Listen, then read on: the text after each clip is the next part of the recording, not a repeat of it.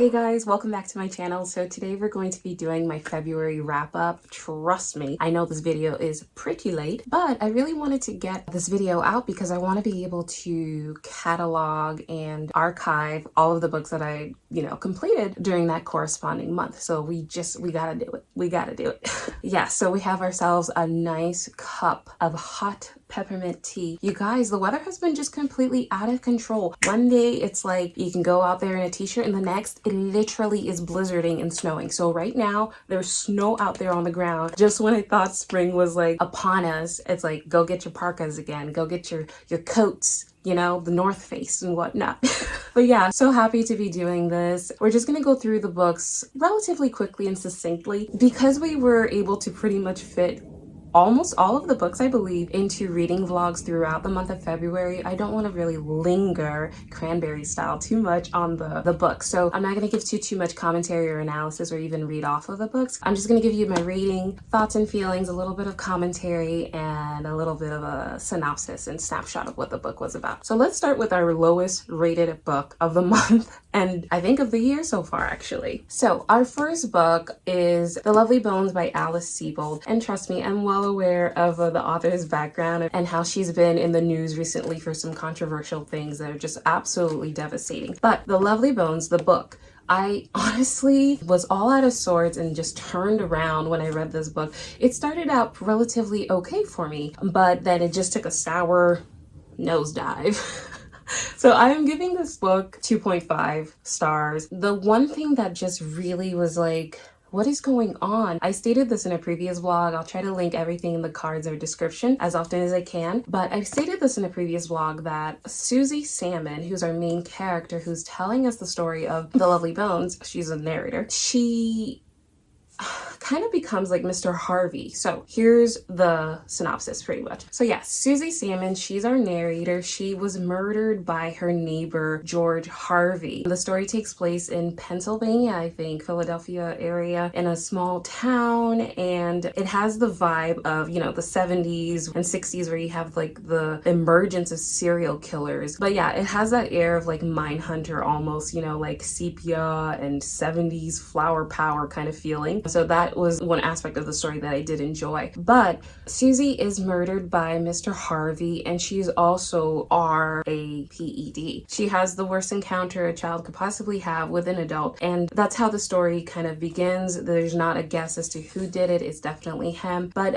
as the story progresses, you just see that there's not really much of a plot. You're just moving through life with them. It's like they have no direction. They're not too interconnected, and like I just found it like sometimes a little bit frustrating to continue. It's like, what's the point of all of this? Towards the very end, Susie possesses one of her old childhood friends who is all grown up now. She's probably post-college, so in her 20s, and she enters this girl's body and she progresses to be with a childhood crush, a childhood love that she had, the first boy that she actually kissed. And it's like you kind of end up being like Mr. Harvey. So I was like, great, all the way until the very end, we were reading the story about this poor girl who, was destroyed by this man, and come to find out she kind of does the same thing to her friend, and she does the same thing to, this innocent person. It's like, you shouldn't be doing that. Another aspect of the story that I really just was like, what is going on? What's going on is the writing. I cannot tell you how many similes there are in this book that it was like force-fed. It was absolutely irritating the way that the similes were. It's like every other sentence, every other paragraph, every other page, every page, sometimes 3 times in the page, you would see a sentence like, she cried so much like a river that was full, and blah blah blah. It's like blah blah blah and the blah, and her heart thumped like a drum.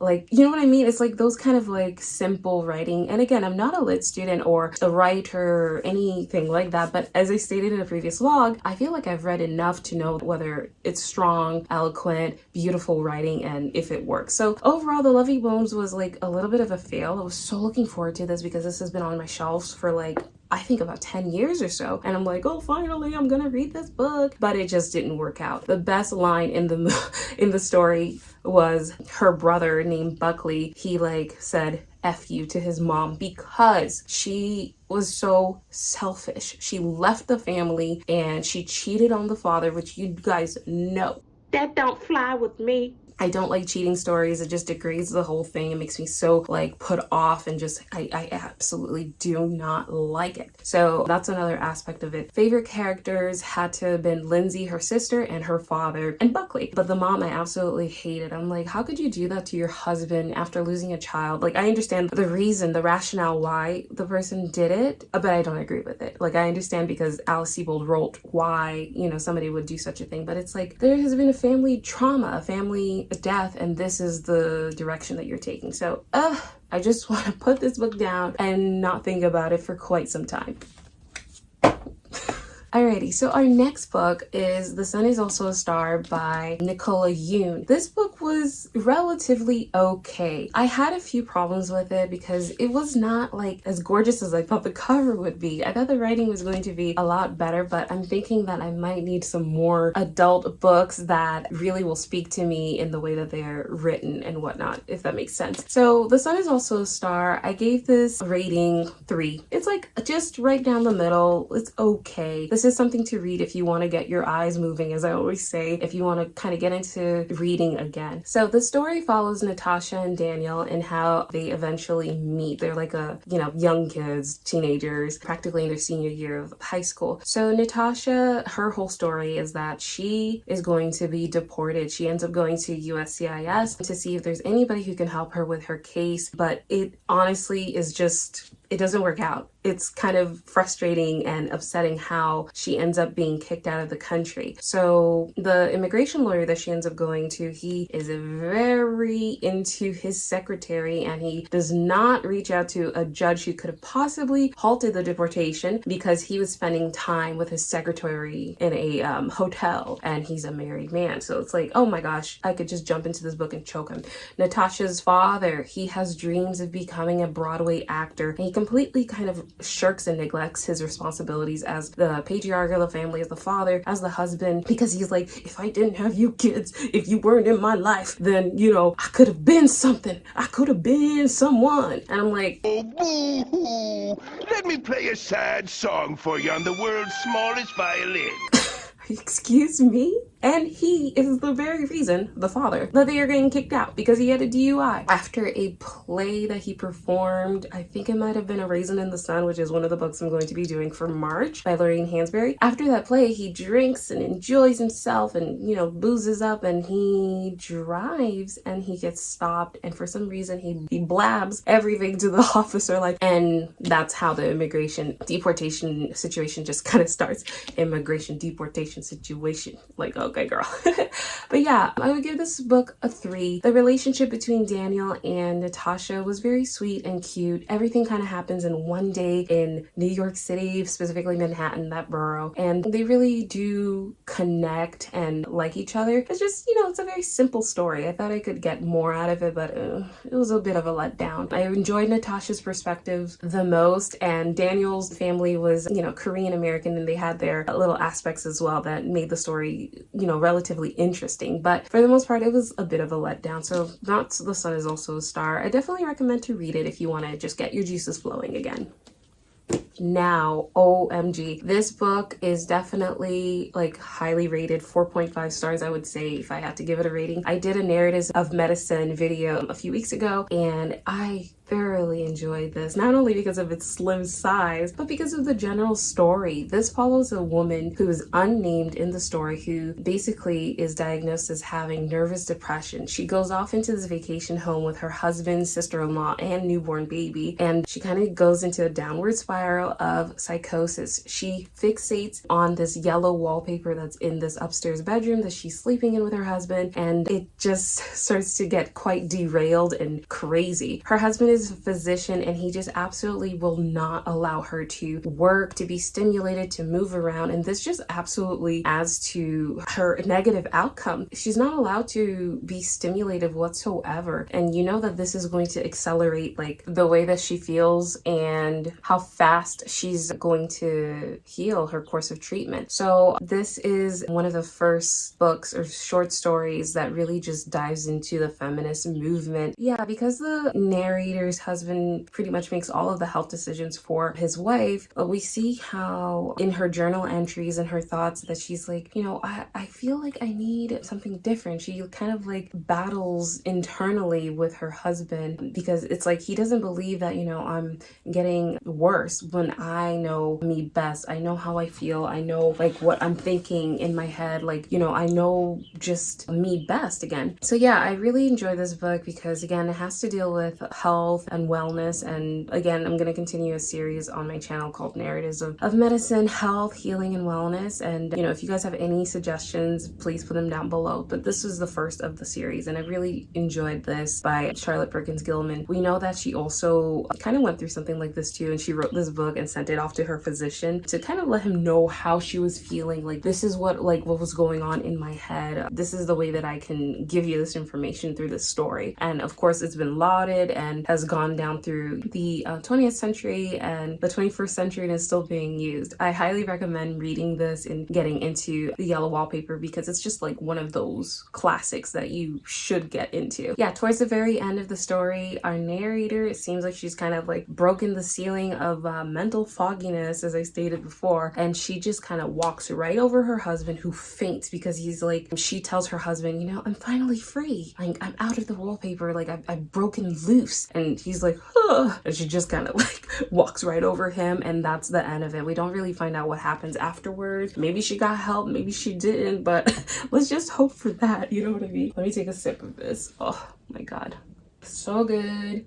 I never put any sugar in my teas. It's a rarity. Like, just like coffee, most of the time I just like to have it black, but sometimes I do put milk and creamer and whatever to kind of flavor it up. But this one is just plain peppermint tea. There's no sugar, honey, or anything in there, which is how I like it best. Okay, so our next book is going to be The Autobiography of Malcolm X, as told to Alex Haley. So this one was a very topsy-turvy, back and forth book. As I stated before, I almost put it down. I was like, bruh, I don't like this book. I don't like the direction that it's taking, because a lot of the things and a lot of the messaging and themes in it were like completely like racist. It started out with like, you know, calling a certain race completely evil, and that's just the bottom line, and there's no changing, there's no way to progress past this. Savages, savages, and even human. So I was like, what is going on in this book? The more that I continued onto the story of Malcolm X, you find out that he kind of changed his mindset a little bit. He moved away from the Nation of Islam, which is one of the places that really just gave him most of his boost in popularity, his ideology, his philosophies and thinking. Yeah, so I really appreciated that.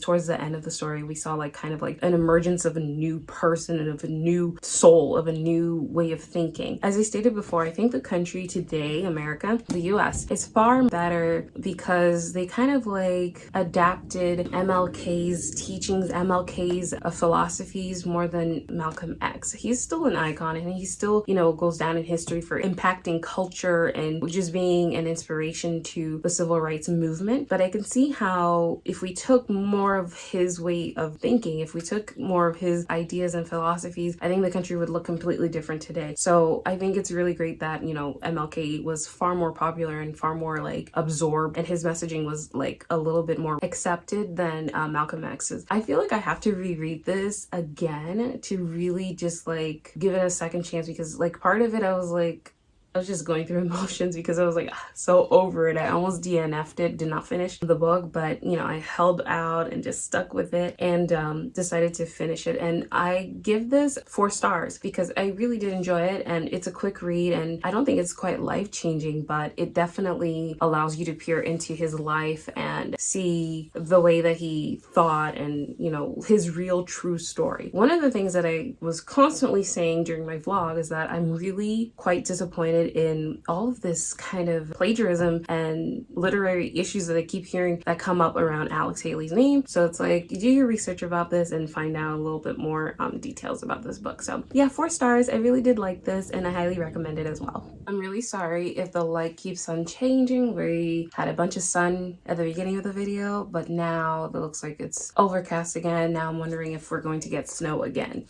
But that's just the way it is. That's just the way it is. Okay, so our next book was actually our final book for the month, The Giver by Lois Lowry. I really like this book. I give it at least 4.5 stars. I recommend this for anybody. If you are, I guess, yeah, about 11 years old and up, I think you're safe to read this book. So this book follows this young boy in this community. He's turning 12 years old. His name is Jonas. And there's this whole selection process when children turn 12 where you will be categorized and placed into your career, your profession for the rest of your life in this community. And Jonas, he is deemed to be the receiver. He has to go off to the previous receiver's home to kind of do his training. Basically, that previous receiver, his name is deemed the Giver. He gives him a bunch of memories about love, war, life, and just, you know, emotions and feelings that are not actually kind of allowed in this community. This community is highly restrictive and strict in their rules and their laws and their fashions and their way of living. So you feel like this era of like authoritarianism in this community, everything is so scrutinized and surveilled. So it's like 1984 meets The Truman Show, meets The Handmaid's Tale, meets Pleasantville, you know what I mean? Meets They Live, Obey. Jonas, he is such a bright and fun kid. He asks a bunch of inquisitive and interesting questions that just helps him to understand humans far better. The process of being trained by the Giver is a bit grueling, and it's heartbreaking to think that a kid has to go through that. He's exposed to the realities and the harshness of the different community members and how they have lied and have kept secrets from one another, and it just like he just is open. His eyes are wide open to the horrors of living in this community where you kind of like have no feelings, have no autonomy, have no freedom and liberty, really. So I really love this book. The one gripe that I did have about it is that it ends very ambiguously and you don't really know what happens to Jonas and this kid that he took along with him to kind of freedom. One of the things that was like so sad, they keep talking about something called being released. And you would think that being released is like, hey, you're gonna kicked out of the neighborhood, the community, and you're just gonna go out there and fend for yourself. But being released means that you're going to die. They're going to inject you and do some kind of like almost Third Reich era experiment on you by injecting you with poison so you could die. And it is absolutely just really disturbing. His father is a nurturer. He's like a physician. So he is in the position of handling releases for babies. For example, there was a newborn that was having such a tough time kind of acclimating. Sometimes they have twins and they can only keep one person, because think how crazy it would be if two of the same people were walking around. So one of the children who may not be of a proper birth weight or is not, you know, excelling in their milestones would have to go. And Jonas, he's like curious, like, what is this release about? The Giver pops open like a monitor to show that this is a recorded ceremony, a recorded process, and Jonas stares as his father pretty much just says, "Bye-bye, little guy," as he's injecting poison inside a baby. And Jonas is like, he can't take it. He can't take it, and he's like, why is this way? I can't be here and this is not okay. So he devises a plan with the Giver and they find a way to kind of escape, to change things. So eventually, since Jonas is like the new receiver, he's going to be the one who handles the harder emotions and the chaotic and the whirlwind of emotions that the community cannot handle. He absorbs that kind of responsibility. If he were to die, the community would go into chaos because all of these kind of memories of like war and terror, famine, destruction, love, all of these things would go into their community and just would completely throw things out of the balance. But yeah, I highly recommend The Giver. The ending, as I said, is quite, you know, up in the air and ambiguous, but it's okay, I guess. I honestly do believe that they could have used an extra like 75 pages, as I stated in the previous vlog, to just give us a little bit more meat, because parts of it were like lacking in regards to the character buildup. You kind of want to know more about his community, the descriptions of it all. You kind of want to know more about the characters that are surrounding him, from his family to his friends to the leaders of the community. But that's where I feel like it lacked and failed there. But I honestly give this like 4.5 stars. Highly recommend this one. Alrighty, so our very next book, The Batman. It's not The Batman, but it's Detective Comics 80 Years of Batman. If you're a superhero fan or a comic book fan or a fan of Batman and his story, I highly recommend this book. This is just a compilation of all of, not all, my goodness, it would be so big and I wouldn't be able to even hold it in my hand. But yeah, this is just a compilation of some of his fun and highlighted stories over the years. He is the Caped Crusader, the Dark Knight. He is for justice. He fights the bad guys. He is Bruce Wayne, the Batman, as you said. So yeah, this book is really, really good. I give this one 5 stars because of like how simple and gorgeous everything was written in here. You just kind of see a little bit of America too. You see the progression and a modernization of his story, Batman, and it's just really good. I know that there are a bunch of other copies like The Flash, Superman, and a few others as well. They have Batgirl, Two-Face, Batwoman, the Manhunter from Mars, Riddler, Deadshot, Robin, and a bunch of others. I highly recommend you guys to pick this up because it's not a letdown. The one thing that is like, ooh, what's going on here? His greatest adversary, the Joker, was not featured in this book. I know a lot of people can get really tired of the Joker because it's like, oh, it's as if you're always pairing, you know, Lex Luthor for Superman. So I get how that can get a little bit old, but yeah, I was expecting to see the Joker in here and he didn't pop up unless I missed him blatantly. Like, I'm blind. But yes, yeah, highly recommend this one. It's 5 stars for sure. Loved it. Oh my goodness. So Alex Haley's Roots, you guys, oh my gosh, this was so big. This was so big. Rating, I will give this, I think I'll give this 3.5 stars, honestly. The beginning of this book, practically half of it was phenomenal, but as soon as they started steering away from Kunta Kinte's story, I like kind of lost interest, because this is kind of like a through the ages, a genealogy book. We're going through like the different generations of the American family, like the saga of this family. So it's like generational and ancestral kind of look at his background. So I really constantly kept hearing that this was a plagiarized book. I'm like, what is going on? Like, how can this be? You know what I mean? I'm like, what is this? So I'm gonna be looking into the other books that helped inspire this book to come into, you know, our lives. But yeah, I'm gonna take a look into the other books that they say this kind of emerged from, because that's really uncool. It made me like so sour and like, ugh.